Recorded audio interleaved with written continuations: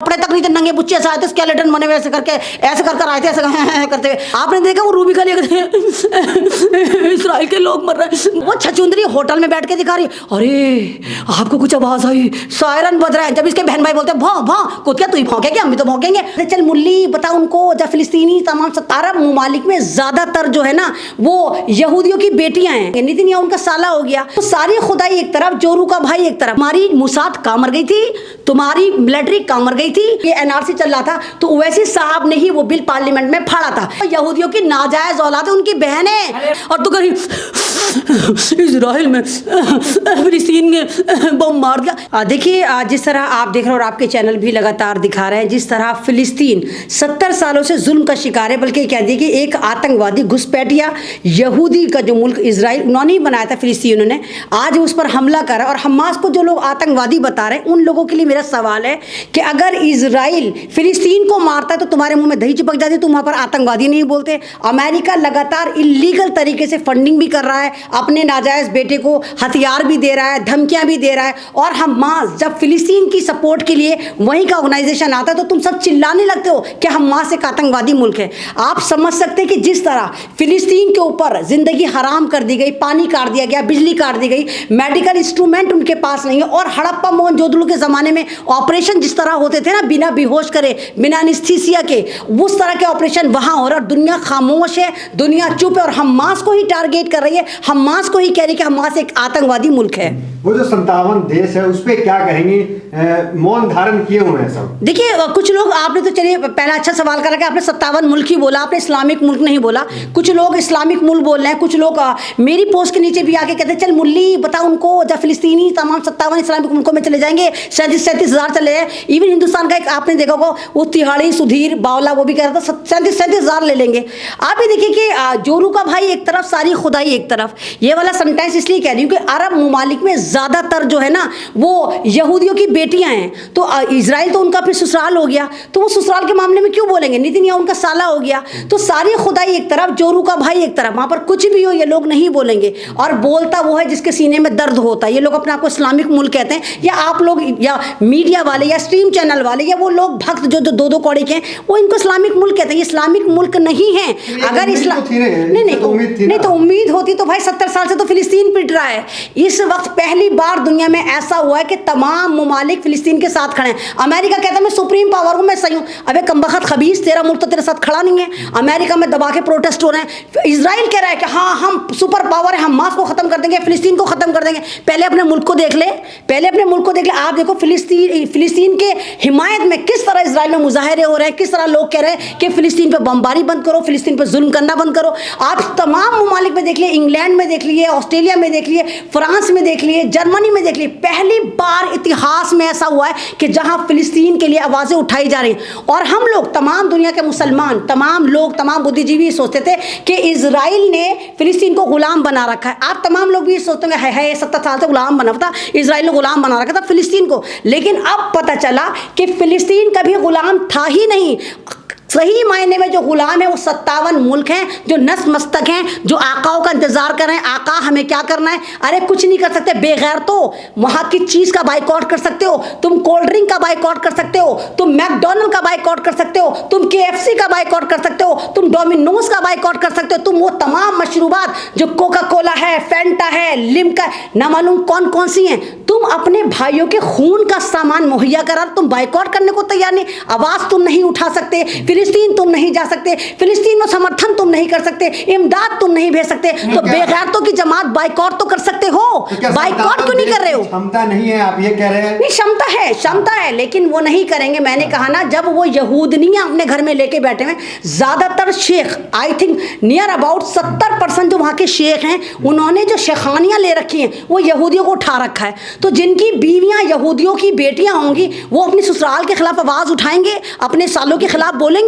मस्जिद अक्सा तो सिर्फ फिलिस्तीन का मसला तो नहीं है। नहीं तो फिलिस्तीन का, आप एक बात है, अब मैंने कहा ना 70 70 साल से ये अरब ममालिक जो सऊदी बन के बैठा हुआ है, सऊदी अरब ममालिक जितने भी यूए हैं, ये फिलिस्तीन को साथ दे सकते थे। और मजाल ही नहीं है, ये भूखा नंगा देश, ये घुसपैठिया देश, इलीगल तरीके से जो देश बना है इजराइल। आप भी देखिए, जिस वक्त यहाँ पर होलोकॉस्ट हो रहा था 1935 में, अमेरिका ने इलीगल तरीके से यूएन का इंटरफेयर करके वहां पर इसको फिलिस्तीन में जाकर घुसा दिया था। भाई तुमने यूरोप में क्यों नहीं मुल्क बनाया था उनका? अमेरिका ने अपने यहाँ क्यों नहीं बसाया था? इंग्लैंड ने अपने यहाँ क्यों नहीं? वहां भी तुमने मुसलमान कंट्री में बसाया और उन्होंने मुसलमानों पे जिस तरह जिंदगी तंग करी, और ऑपरेशन नकबा इन्होंने 1947 में शुरू करा, और जिस तरह उन्होंने फिलिस्तीनियों को मारना शुरू करा, उनके बच्चों को मारना शुरू करा, और अब जिस तरह तमाम जंगों के रूल्स तोड़े जा रहे हैं, फास्फोरस बम फेंके जा रहे हैं, 2-2 साल के बच्चे, कोक के अंदर बच्चा मर रहा है, आप ही देखिए जमीन के अंदर बच्चा मर रहा है, घर में बच्चा मर रहा है, अस्पताल में बच्चा मर रहा है, स्टेजर में बच्चा मर रहा है, खेलता हुआ बच्चा मर रहा है, और आप कह रहे हैं कि नहीं हमास आतंकवादी है, हमास ने पहल करी। तो ये जंगों के रूल्स होते हैं, जहां पर आप बच्चों को नहीं मार सकते, जहां आप महिलाओं को नहीं मार सकते, जहां आप बुजुर्गों को नहीं मार सकते, और दिन छुपने के बाद आप कोई हमला नहीं कर सकते। लेकिन इजराइल ऐसा नपुंसक देश है कि जो हमला करता है अस्पतालों पे, अल अहली अस्पताल जो एक क्रिश्चियन अस्पताल था उस पे हमला करके नियर अबाउट 2000 लोगों को मार डाला गया। अभी 3 दिन पुरानी रिपोर्ट है कि एक चर्च जो 200 साल पुराना चर्च था फिलिस्तीन के अंदर, उसको बम मार के उड़ा दिया गया। वहां पर 35 से ज्यादा ईसाई मिशनरी लोग मौजूद थे। तो ये इंसानियत है। कुछ लोग कह रहे हैं कि जब ताकत नहीं थी तो भिड़ना नहीं चाहिए था हमास को। देखो जी, ये सारा प्री प्लान है। मैं लगातार कहती चली आ रही हूँ, बेशक मेरा फिलिस्तीन अबाबील जैसी पावर रखता है, बेशक मेरा फिलिस्तीन बहुत मजलूम मासूम है, वो अल्लाह से मांगता, वो तुमसे नहीं मांगता। वो मस्जिद अक्सा की हिफाजत, वो अपने मुल्क अंबियाओं के शहर की हिफाजत अपने बलबूते पर कर रहा है। वो तुम्हारे 57 मुल्कों पे नहीं बैठा, वो इंडिया पे नहीं बैठा, वो पाकिस्तान पे नहीं बैठा, वो बांग्लादेश पे नहीं बैठा, वो अमेरिका कहीं नहीं। उनको पता अल्लाह मदद करेगा। उनका 2-2 साल का बच्चा, एक वीडियो वायरल हो रही है जहां बाप अपनी बेटी से कहता है, बेटा देखो अभी पटाखा फूटेगा, बम गिरेगा। बम गिरता, बच्ची ठट्टे मार मार के हंसती है, हाँ हाँ पापा बम गिर गया। मतलब वो लोग बमों से खेल रहे हैं, बमों पे जिंदगी गुजार रहे हैं। उनको 57 मुल्कों की जरूरत नहीं, उनको दुनिया के मुसलमानों की जरूरत नहीं। वो अंबियाओं के शहर, वो उसकी हिफाजत कर रहे हैं, वो क़िबला अव्वल की हिफाजत कर रहे हैं। और जो आपने कहा कि जब दम नहीं था तो हमला नहीं करना चाहिए था, बाबू ये प्री प्लान हमला हुआ है। जिस तरह फिलिस्तीन को आप कह रहे हैं कि बिल्कुल थर्ड क्लास मुल्क है, उनकी आर्मी नहीं, उनकी पुलिस नहीं, उनकी कोई सुनवाई नहीं, उनके पास कोई खाना नहीं। इजराइल जो सुप्रीम पावर बनता था, इजराइल कहता था सऊदी अरब को, तमाम देशों को ऐसा मसल दूंगा, ऐसे मसल दूंगा।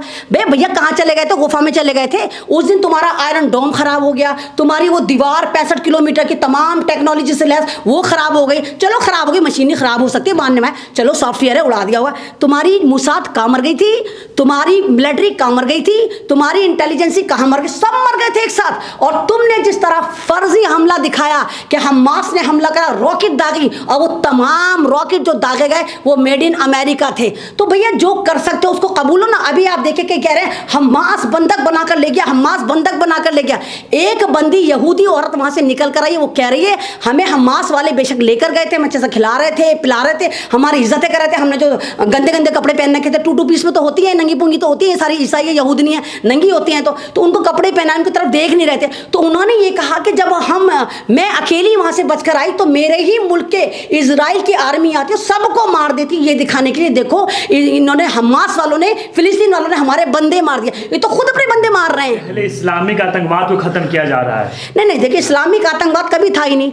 आप ही देखिए, मैंने पहले भी आप लोगों की इसमें बोला कि पहले ये उसको लादेन को ढूंढने निकले थे, पूरा आप ही देखिए कि पूरा अफगानिस्तान उन्होंने खत्म कर दिया। 20 साल में इन्होंने 50 लाख से ज्यादा मुसलमानों को, अफगानिस्तान को खत्म कर दिया। लादेन नहीं मिला, लादेन कहते हैं हमें पाकिस्तान जाके मिला, लादेन की इन्होंने शक्ल नहीं दिखाई, कहते हैं हमने ताबूत में दफन करके पानी में छोड़ दिया। क्यों छोड़ा भाई? दिखाता ना अमेरिका था दादा मुल्क था।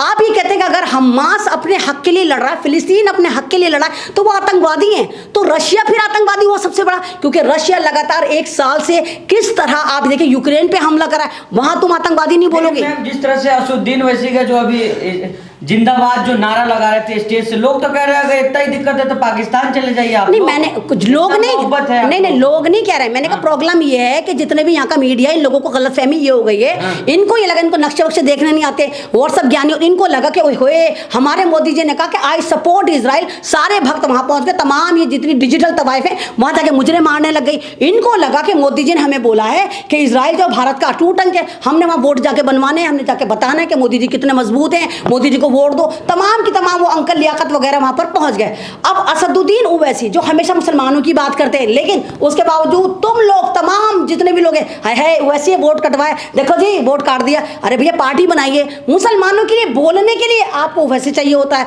पार्लियामेंट में बिल बनाने के लिए, बिल फाड़ने के लिए आपको वैसे चाहिए होता है। अभी महिलाओं के खिलाफ एक बिल पास हुआ जहां नहीं बताया गया कि आदिवासी महिलाओं को या माइनॉरिटीज की महिलाओं को कितना रिजर्वेशन दिया जाएगा। पूरे में से 2 अपोजिट वोट पड़े, उसमें एक अकबरुद्दीन ओवैसी का था और एक असदुद्दीन ओवैसी, जिन्होंने सवाल करा था कि बताओ यहाँ माइनॉरिटीज का, दलित का, पिछड़ों को कितना वोट दोगे तुम लोग, कितना उनको रिजर्वेशन दोगे। आप ये देखिए जय भीम जय मीम करके जब ये एनआरसी चल रहा था तो ओवैसी साहब ने ही वो बिल पार्लियामेंट में फाड़ा था।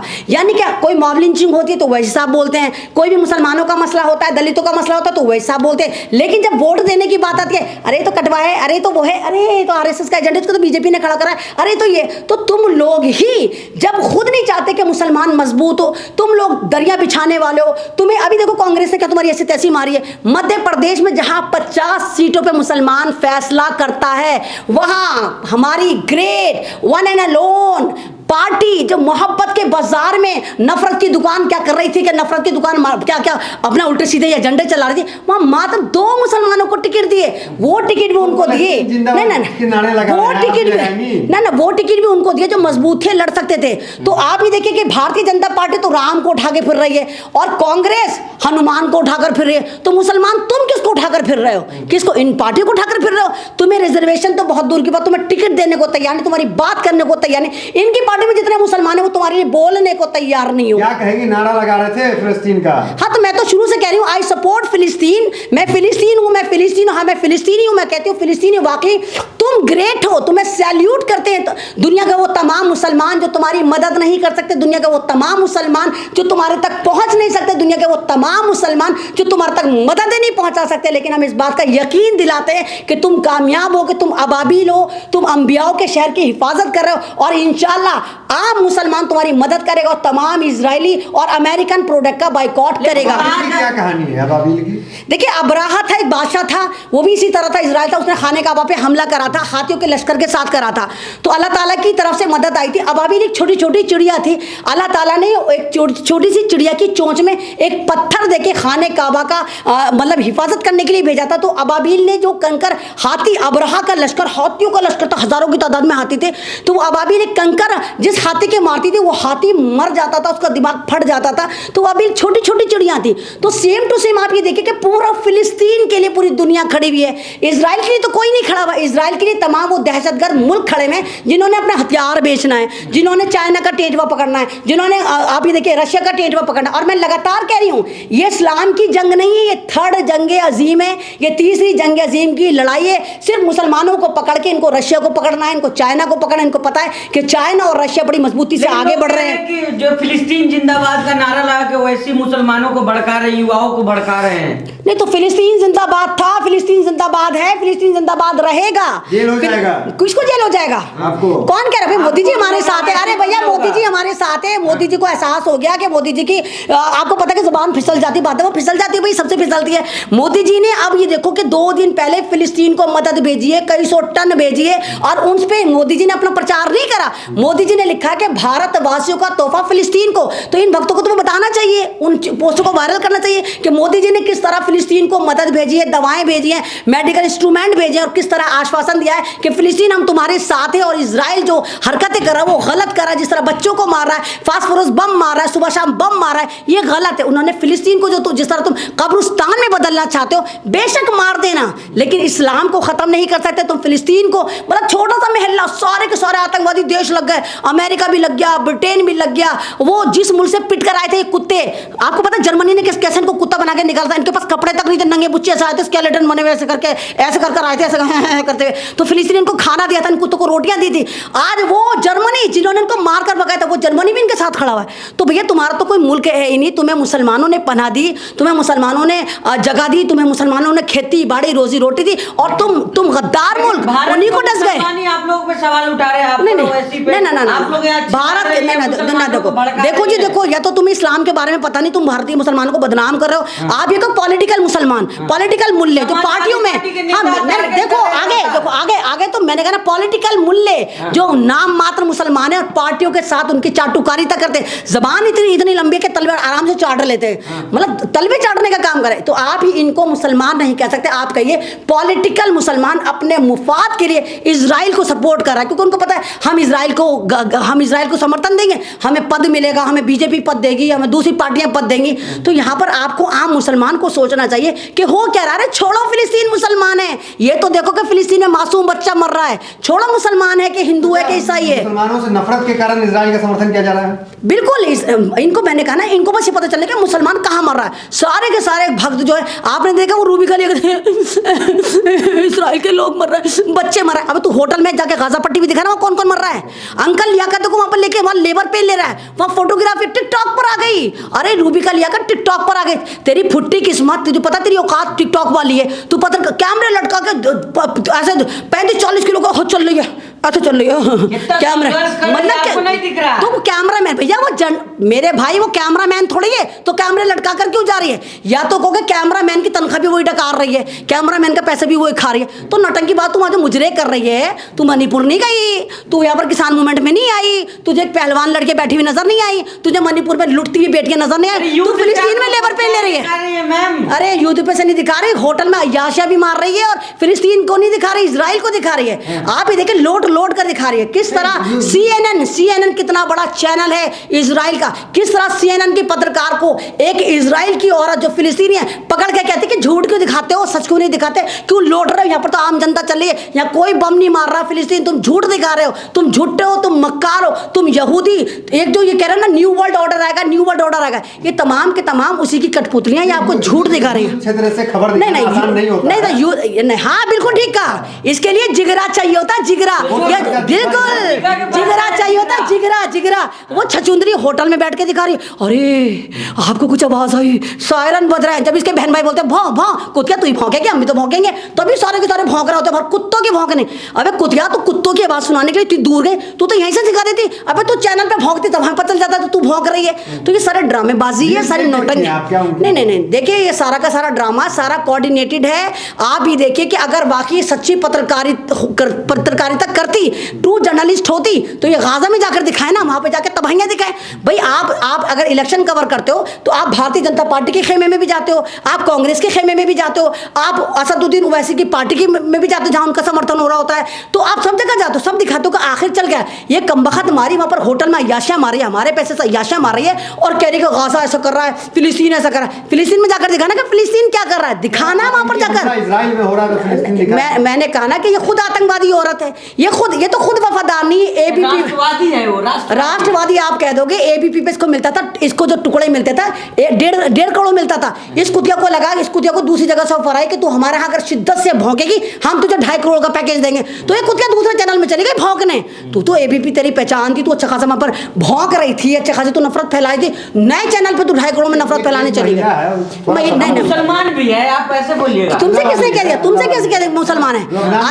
अरे वो यहूदियों की नाजायज औलाद है, उनकी बहन है, वो कादियानी है, वो कादियानी है जो रसूल पाक को नहीं मानती, जो अल्लाह को नहीं मानती, क्योंकि माँ होती है, माँ जानवर पे भी परेशान हो जाती है। अगर एक वाकई माँ होती है वो जानवर के बच्चे को भी परेशान नहीं देख सकती। तू कैसी कुतिया है, वहां पर कोख में बच्चे मर रहे हैं, अस्पताल में बच्चे मर रहे हैं, भूख से बच्चे मर रहे हैं, प्यास से बच्चे मर रहे हैं, और तू कहीं इजराइल में फिलिस्तीन में बम मार दिया। कमबख्त कहाँ से लाती थी बेशर्मी, तू कहाँ से लाती थी बेशर्मी। मासूम मारे जा रहे हैं वहां भी। नहीं आप कह रहे हो ना, आप चलो मेरे साथ, चलो इजराइल चलते, चलो मेरे साथ चलो, हम भी चलेंगे ना, चलो इजराइल भी चलेंगे, फिलिस्तीन भी चलेंगे, है जिगरा किसी में, चलो मेरे साथ, किसमें जिगरा, चलो। रूबिका लियाकत कादियानी बोलो, एक और लियाकत अंकल हैं, वो रूबिका जी नहीं है, लियाकत अंकल है वो। इंडियन मीडिया गई है सब, तो नहीं इंडियन नहीं, तो फिर एक बात बताओ, हमारे मोदी जी तो फिलिस्तीन को इमदाद भेज रहे हैं, तो इस बावली को तो यही नहीं पता कि इसको, मैंने कहा ना सही वक्त पे अगर इन्होंने स्कूलों की शक्लें देखी होती, चाटुकारी तो अच्छी बात है, मोदी जी तो फिलिस्तीन के साथ खड़े हैं, मोदी जी फिलिस्तीन को इमदाद भेज रहे हैं, और ये लेबर पेन ले लेके वहां मर रही है कि हाय फिलिस्तीन को मदद मत करो, हाय फिलिस्तीन आतंकवादी है। तो कमबख्त तेरे मुल्क का प्रधानमंत्री, बेशक तू चाटुकार है, तू नाजायज औलाद है, हमें मालूम है, तो यहूदी है, तू उनकी नाजायज औलाद है, तू कादियानी है, लेकिन कमबख्त तो हिंदुस्तान वहीं पर जाके रहे, हिंदुस्तान वापस मत आइयो अगर वाकई तू असल की वहीं पड़ी रहे, वहीं दिखाते रहे। तो तुम्हारे बकौल तो हमास तो हमारा हमला करता रहता है, मतलब 75 साल से हमला। वो एटम बॉम्ब है, वो बारूद का ढेर है। इन्होंने हिंदुस्तान में इतनी नफरत फैला दी है कि अब इसको इजराइल ने अपॉइंट करा है कि हमारी नाजायज औलाद यहाँ पर आ और हमारे बारे में दिखा कि जिस तरह तुमने हिंदुस्तान का माहौल खराब करा, हिंदुस्तान में तुमने दो फाड़ कर दिया, हिंदू मुसलमान कर दिया, दलितों की बेटियों पर तुम बोलती नहीं हो, किसानों पर तुम बोलती नहीं हो, शाहीन बाग पर तुम बोलती नहीं हो, मणिपुर पर तुम बोलती नहीं। आओ इजराइल पे बोलो, हम तुम्हें टुकड़ा देंगे। आपको पता है दुनिया में सबसे ज्यादा पैसा इजराइलियों के पास होता है, तो भाई बसंती को मुजरे करने के पैसे मिल रहे हैं, इसलिए वहां पर फोटो शूट करा रही है। आपने देखा एक फोटो उसका वायरल हो रहा है जहां पे आरएसएस लिखा हुआ है, वहां बैठी हुई है ऐसा करके। अबे तू पत्रकार है कि मॉडल है? ऐसे बैठ रही, हेलमेट पहन के बैठ गई। हेलमेट क्यों पहन रही? पत्रकार नहीं। अरे मेरे भाई, हिंदुस्तान में इसका एक इंटरव्यू दिखा दो जहां पर ये ग्राउंड में उतरी हो। हिंदुस्तान में जंगे नहीं हुई, चाइना जंग करता है, पाकिस्तान आए दिन हमारे पे हमला करता रहता है, पुलवामा अटैक हुआ था, मणिपुर पे जमीन पे नहीं उतरी, किसानों पे। अरे मेरे भैया ये तो क्या हो, स्टूडियो की पैदाइश है, ये स्टूडियो की कोख से निकली हुई पत्रकार है। तो स्टूडियो में वहां पे जाके तू स्टूडियो से बाहर निकल गई। हिंदुस्तान में तो स्टूडियो, मतलब अपने मुल्क में तो तू स्टूडियो में से निकलती नहीं है, न किसानों के पास जाती है, न जवानों के पास जाती है, न मणिपुर जाती है, न महिलाओं के पास जाती, न तू कश्मीर में जाके तू रिपोर्टिंग कर। हाँ, वहाँ इजराइल में जाके तू जमीन पर उतर गई, क्योंकि ये सस्ती अपनी पब्लिसिटी के लिए वहां पर रीले बना रही है। ये सोच रही कि मैं कहीं न वायरल हुई, चलो टिकटॉक पर वायरल हो जाती है। अरे तुझे नहीं पता टिकटॉक हिंदुस्तान में बैन है? इसको पता कि टिकटॉक हिंदुस्तान में बैन है लेकिन वहां बैन नहीं है। तो तुझे तो टिकटॉक पे वीडियो नहीं बनानी चाहिए थी, लेकिन वहां टिकटॉक पे मुझे कर रही है, डांस कर रही है, अपना मजदूर बन के कैमरे लटका के लंगड़ा कर करके यूं देख रही है। कौन रूबिका लियाकत तो कादियानी अंकल लियाकत, कैमरे लटका के चला नहीं जा रहा, यूं देख रही है।